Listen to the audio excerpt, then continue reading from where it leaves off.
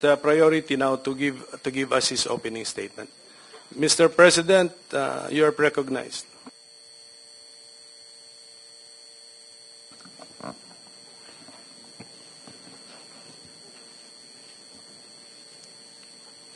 Before anything else, Senator, I'd like to thank the committee for inviting me para once and for all malaman natin ang totoo. So, I would like to request sa inyo na huwag ninyo akong ituring president or kaibigan. Treat me as a witness and tignan natin kung lalabas yung totoo. So, with your permission, at maraming salamat po sa inyong lahat for inviting me. I'd like to start. My mandate as President of the Republic was to protect the country and the Filipino people. Do not question my policies because I offer no apologies, no excuses. I did what I had to do. And whether you believe it or not, I did it for my country. The war on illegal drugs is not about killing people. It is about protecting the innocent and the defenseless. The war on drugs is about the eradication of illegal substances such as shabu, cocaine, heroin, marijuana, party drugs, and the like, as a menace which ruins people, families, communities, and relationships, and tears apart the social fabric which binds society together in peace, harmony, and brotherhood. It is not unlike slogans which serves as calls for a better future, such as the war on waste, war on corruption, and war against climate change. I have always viewed people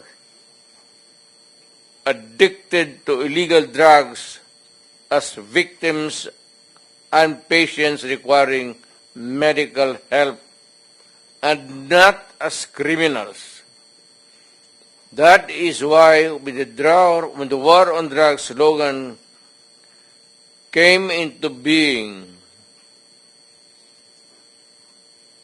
coined as first as a message to the people of Davao City to stay away from illegal drugs, but at the same time, I had a drug rehabilitation facility constructed in Davao City, a city government expense, manned by Davao City government doctors, psychiatrists, nurses, and health workers, among others, to look after the complete rehabilitation of those addicted to illegal drugs.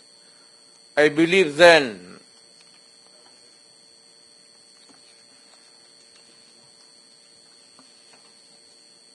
and I still believe now that rehabilitation and not fear of death or incarceration to be the key to the return of the addicted individuals back to the mainstream of a just and forgiving society. But no mistake about it. I hate drugs. I loathe the purveyors, the merchants, and the pushers of this demonizing element. I have not failed to emphasize this from the very day of the campaign when I ran for the presidency in 2016. This was my covenant with the Filipinos who believed in me. And to this day, must still agree with what in government have achieved. It is unfortunate that drug-related crimes are on the rise again.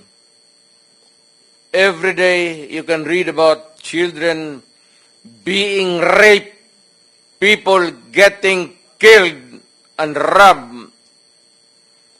And just recently, a drug den was raided within the Malacanang complex. This clearly manifests that the purveyors of this menace are back in business.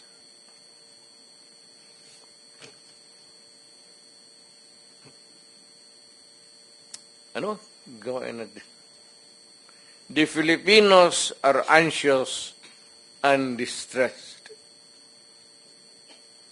Self-preservation is still the first law of nature. It is instinct. It is recognized in our laws as self-defense. That is why I have always told the police authorities and operatives to be mindful of this basic law of nature. However, I tell them not to abuse their authority and power, and hindi ko talaga pinayagan yung abuso ng pulis o sundalo kailanman sa buong buhay ko and as mayor for so many years and as president in the guise of protecting themselves. But when your very life is placed at risk and it can be snuffed out in a matter of seconds, then and only then must you act accordingly. Repel the aggression only in self-defense. Alam mo, matagal ako nagturo sa aming bayan sa Police Academy. When I was a prosecutor, to augment my income noon bago akong kasal, nagturo ako sa pulis. Ang sinabi ko talaga sa kanila,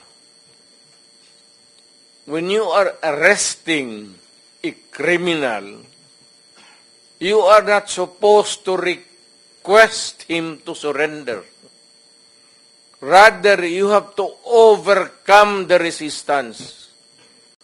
However,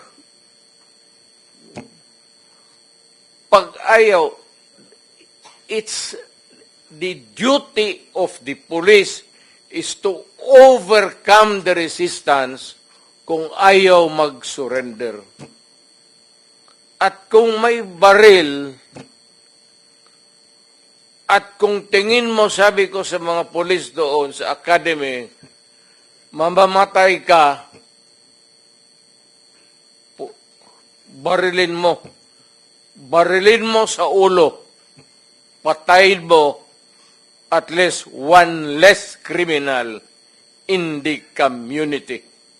Yun ang utos ko when I was a fiscal and I was a professor doon sa Police Academy. Yun ang turo ko sa kanila. No quarters given, no quarters asked. Criminal ito.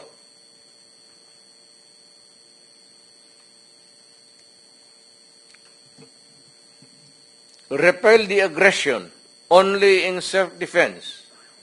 Do not make orphans of your children and widows of your wives.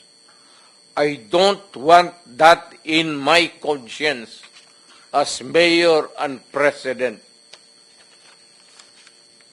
Hindi ko mabigat yan sa konsensya ko. I have warned,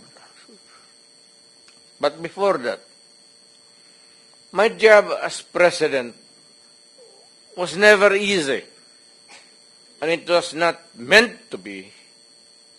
I have tried to do the best I can to address the problem of illegal drugs firmly and without compromise.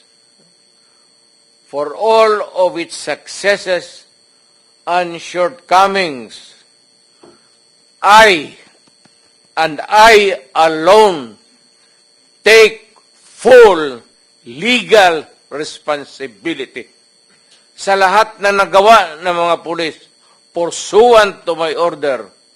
Ako ang managot.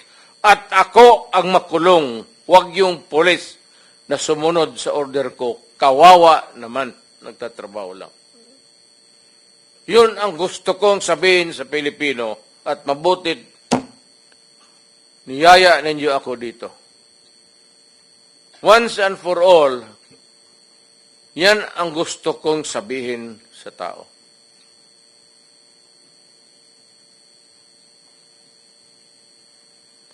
I have warned all of you as your president then and as a private citizen now. Drugs will destroy the Filipino. It will destroy my country. And I will never allow it. Baski ako empleyado sa gobyerno o private citizen, I will do what is necessary to protect my country, my community, at yung mga anak natin. This is a matter of principle. At papagkamatayan ko yan. Maraming